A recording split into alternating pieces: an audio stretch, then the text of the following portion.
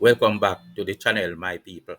Please hit the like button while coming in. We have to talk. Mark Golding is an Englishman and he is who he is. That doesn't stop us Jamaicans from having our own needs and necessities. But when the Jamaican government becomes the Englishman by default, that's where we have the huge problem. And I am here to tell Mr. Holness to be aware. Be careful, brother. Our God has a demand on you. When the government forgets that our inalienable rights and sovereign are not wrapped up in parchment paper from Britain, binding us to their way of doing our independence, then it will be much better for us. It is like we are trying everything we can to be trapped in a mindset that's not even ours. We must first free our minds from mental slavery, people. We must first understand the inalienable truth about what is sovereign. We must first understand the inalienable truth about what is sovereign. We must go to the people. They represent the God throne. They will be the oracle, and that's the only oracle we need, right? SkyWalker reminds you all. This one is beyond PNP and JLP. This one is beyond party. It is beyond politics. The elections are gone for me. This is about the people. This is about the land. This is about the ritual truth that no colonial framework can contain. Because when sovereignty is delayed, when the people's will is stalled, and when the constitution becomes a cage, then the government is no longer a leader. It is a ceremonial pan. It is an imperial drag. Gridlock is a colonial design, Mr. Holness. The Constitution demands two-thirds support in both houses to remove the monarchy. Whose Constitution again? That means even if the people vote yes in a referendum, the bill still needs opposition support. That's not democracy. That's ritual containment, a system designed to preserve empire under the mask of procedure.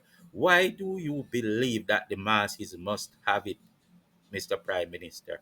Why do you even believe that it does them justice to present an artificial enchantment to represent the value of an inalienable right? Are you a slave master? No. How on earth do you get the agreement that the voice of a few in opposition can supersede the voice of a people because a law that the people did not make say so? This is like a superstition, Dr. Holness. It cannot be a truth. It is slavery, and Mark Golding is having a field day with it. Can't you see that this law is fake? The people are already sovereign. Sovereignty does not wait for permission. It does not beg for consensus. It declares itself. And once the people vote yes, no law, no leader, no delay can override that mandate. The referendum is not a suggestion, it is a ritual confirmation of what already exists, of what the people already chose, because deep within they know what they are. Why we should not ask Mark Bowling to fight for our right? Huh? Because our right is his wrong. That's his legacy. It would be an insult to him. We are asking him to choose between us and his family. We do not ask the descendant of empire to grant us freedom. Mark Golding's legacy benefits from colonial continuity. His bloodline is tied to the system that enslaved us. To ask him is to kneel before the gatekeeper of bondage, and the opposition is not in power. All is on Holness' shoulder. What he is doing while talking about gridlock is agreeing that we are Mark Golding slaves. Can anyone use some logic to prove me wrong? Huh? I know no one will try because the answer is no. So why are we here then? Because I just said something that's unanswerable. Why are we here then? Why don't we behave like we know what sovereign means? Huh? And that includes our government. The answer will come back toting a British law. Always. Why? It seems like many of us do the wrong. Hmm? Many of us do the wrong things because we were educated to so-called do the right. Hmm? Or we do it the wrong way because they taught us how to do it the right way. Hmm? I don't know if you can make sense out of that. Do you see the trap though? Do you see the spell? Do you see where your mind was tricked? You cannot expect that the solution of from slavery to freedom has to be done by normalcy. That is like being trapped in a loop. Huh? Hello. Andrew Holness must act because he was chosen. He holds the pen, he signs the bill, he sets the referendum date. If he delays, if he consults, if he awaits for the opposition to agree, then he too becomes the Englishman. Huh? At least by default, playing an evil English game of entrapment. Because when you need colonial permission to enact the people's will, you are no longer a leader. You become a ceremonial actor in a play written by foreign hands. If you believe in freedom, you cannot ever be caught in this type of gin. This is a gin. You are the chosen one. This is a gin. We want out.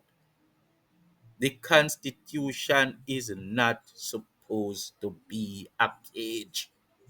It is not supposed to be a cage. If the Constitution overrides the people's will, it becomes a colonial piece of paper. True independence requires rewriting the blueprint, not preserving the cage. Sovereignty delayed is sovereignty denied, and denial is the language of empire. The opposition are supposed to represent the masses, same as government. However, government is in power. This is not England, where the opposition gridlocks, the people can be consulted. That is the right way, and nothing artificial can be justified. We are the people that created great societies, and all our laws respected the inalienable right until people with parasitical minds sought to become societal engineers too. So, they created a sense of conventional where the masses become cultivated by prescribed, predefined, and enforced notions of what is normal. You get it? But they do it in a way that norm is substituted by the word possible. And there is where the confusion was deliberately triggered, right? This is why the conventional is really a spell culture here. Unconventional is the only way forward. The unconventional is the way forward, not the conventional way. Yesterday's solutions were made for slave minds. Today's puzzles requires ancestral intelligence. You cannot solve the crisis of sovereignty with colonial tools. The box was never our domain. Think outside the box. I smile thinking that Ibrahim Chahur is like a ritual symbol. The son of man in the Sahel has chosen the ancestors. Oh, for a son like the son of man of the Sahel. Oh, for an Ibrahim Chahur in Jamaica. No disrespect to Andrew Holness. He was chosen. A man who doesn't ask permission from colonial ghosts has to be the man who does it for us, Mr. Holness. Chahur expelled foreign troops, built for the people, and wrapped his judiciary in Faso than Fani. He didn't ask France to understand. He told France to leave. That's not politics, that's ritual leadership. And I'm not saying that one has to be confrontational to be firm, accurate, and clear. So, my people, I will not speak to the opposition. I will not ask Mark Golding to give us our rights. I speak to Andrew Holness because he is the Prime Minister and he is one of us. Because all is on his shoulders. Our government is upon his shoulders, as it is on the shoulders of all the sons of man that were chosen. And if he delays, he becomes the Englishman. The people that parasite on people. If he consults, he becomes the gatekeeper. If he waits, he becomes the pawn. The people are sovereign. The republic is overdue, and the watchers are awake. This was the SkyWalker no nonsense commentary. Thanks for watching.